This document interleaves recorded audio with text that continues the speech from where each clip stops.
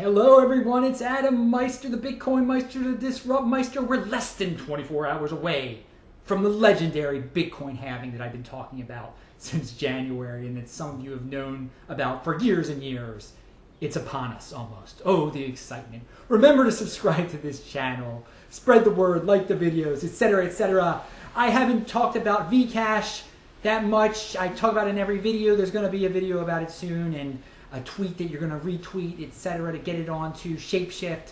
Just check out Vcash. They're cool guys. All right. Thanks for the Steam. Someone sent me some Steam. Thanks for the Bitcoin. Also, people, I'm still confused about Steam. We'll get into that another time. All right. So there's a lot to talk about on this video. Wow. What an exciting time for Bitcoin. A positive, great time in this world that we live in. I want to talk about the Australian Bitcoin auction real quick. The 14 Bitcoin winner, he started splitting his up into lots of different ways.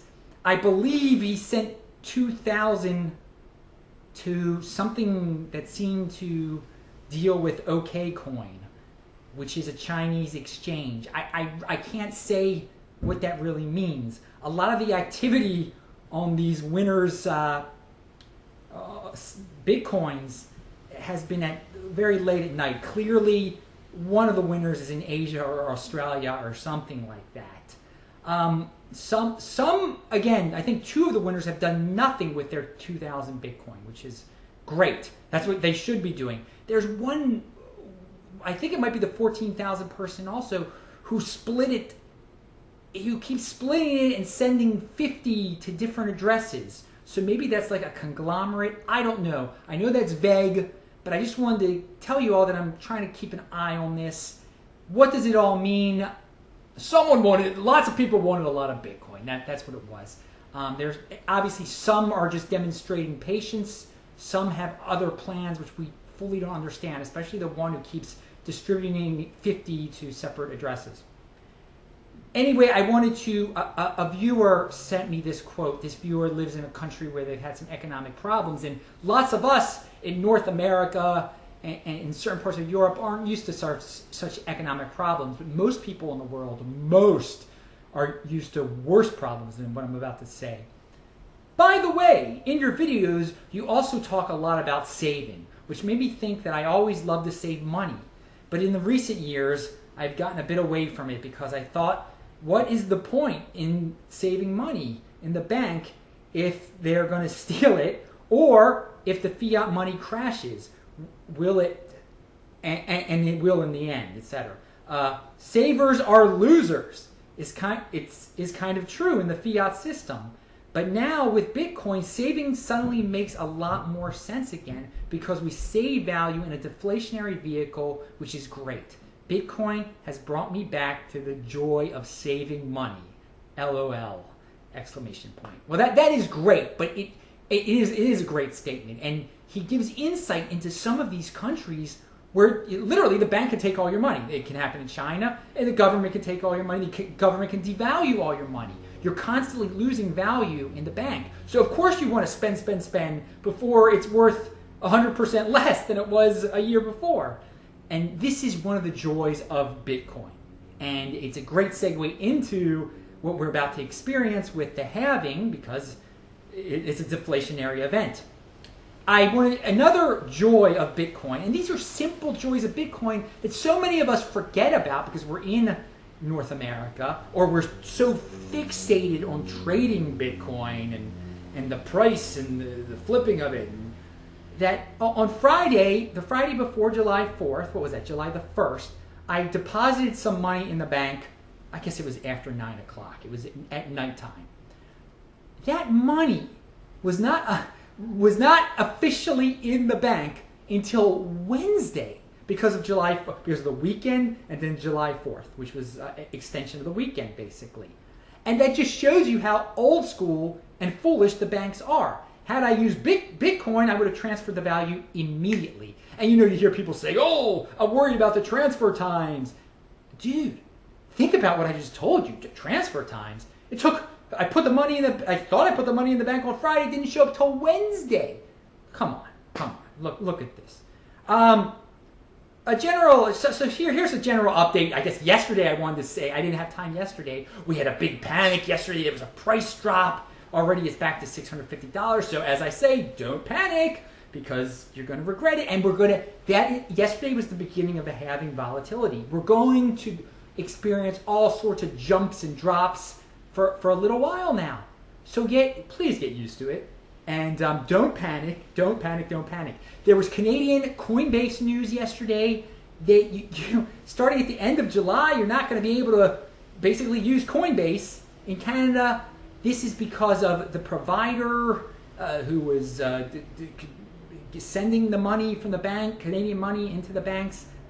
They will find a replacement, I believe, and they said they want to find a replacement, but they had to warn everyone. So if you're Canadian, look into this. I will give the link. Coinbase is kind of scary sometimes when they send out these warnings. I'm still not sure what Coinbase is trying to do here. But sometimes it's like they're trying to hurt their own business model. It's very strange. Anyway, this is a Bitcoin world we're living in, guys. It's Bitcoin's weekend. Bitcoin is dominating. I also want to mention, hardly any regular people out there have even heard of Bitcoin, okay? But if you take it to the next level, and this is not a diss on any of the altcoins, but how many really have heard of Ethereum or Litecoin or Vcash or Monero? And if you said all four of those random ones, including Ethereum, they won't know the difference. Regular people, they won't know the difference. And it's just an uptick more that will know the difference of Bitcoin. And maybe more than an uptick. But it's just the reality of things. And I think people have to, and it's not an insult to Ethereum, it's not an insult to Litecoin, that Bitcoin has gotten so much free publicity because was the one for a while. But they'll never be able to make up all the free publicity that Bitcoin gets. Bitcoin equals cryptocurrency in people's minds. And they don't even know their competitors. And again, most people have not even heard of Bitcoin. But it's just something we have to keep in mind. And so we have people who are kind of stuck on certain altcoins and they like to rip on Bitcoin. I mean, and that's their prerogative, but they kind of exaggerate things like, oh, there's negative vibes in the Bitcoin community and my Bitcoin friends are negative and I don't like hanging out with Bitcoin people. I don't even know what these people are talking about. I mean, my friends in real life have always been my friends. I don't really have, I love all you guys. But we're friends from the internet and stuff. So, I mean, we've never hung out. You're not chilling with me in Baltimore. You're not going to the club with me in Baltimore, are you? No. So, I mean, my social life hasn't been affected by Bitcoin at all. So I wonder about people who start to talk about these negative vibes in the Bitcoin community. And I love to focus on the positive. I see so much positive in Bitcoin. I also see people who are pumped about Ethereum and Litecoin and Vcash or whatever, and Monero. People are pumped about their coins, and those are awesome people because they're just trying to pump and there's nothing wrong with pumping your coin. You're not hurting anyone. No, but when you start to rip on people, it's not good. And then there's a difference between being a contrarian. Because we're talking, again, going back to Bitcoin, there are a lot of people that are saying, well, I think this halving might not do good things for Bitcoin.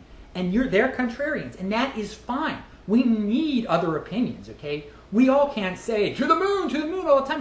We've got to balance the logic here, okay? But let me tell you, there is a difference between a contrarian and a person who is trying to sabotage, okay? And think very hard about this, people. And this is serious. Contrarians deserve respect, okay? Because they are kind of speaking against the crowd. But saboteurs are lowlifes they're not long-term thinkers either. Because they're going to get busted eventually for being saboteurs. We all have reputations, whether it be at our jobs or in this little community here. And some of that overlaps for people now. Some people's jobs deal with Bitcoin. It's starting to happen. And our reputations, they go on and on and on. So if you're a saboteur, you're almost like a government informant, first of all, and you're ruining your reputation because you're almost like one of those people in the troll box at BTC.E, that exchange. But they're just jokers and who knows what they are. But you're like a real life troll box person when you're trying to be a saboteur, and that's not good. That's not good for your reputation at all. There is a day after tomorrow. And if you're a saboteur and you've presented yourself in this way on social media and written articles or whatever you've done, and it's clear to everyone that you're just doing this to sabotage, and it doesn't even work really.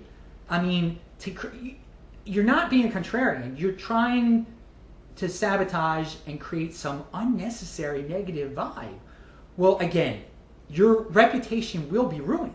It will be ruined because the social media doesn't go away. Even if you try to take down your videos or whatever you might try to do, it's out there. So you're not a long-term thinker. And if you're giving me advice, you're showing you're not a long-term thinker by being this saboteur.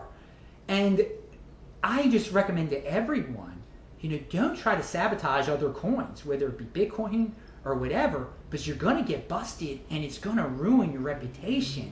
And your reputation is kind of like everything in this world on a certain level.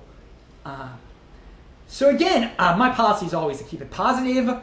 Pump up your coins all you want, but I mean, don't attempt to sabotage any other coin with lies and just, it's not going to work out very well in the long run. It's wrong and it's obvious what you're doing, and it will destroy your reputation in the long run. But anyway, the halving is coming up. I felt like maybe I should just do a live stream for 24 hours now. Is that a good idea, guys? No, we all have lives. We all got to go on.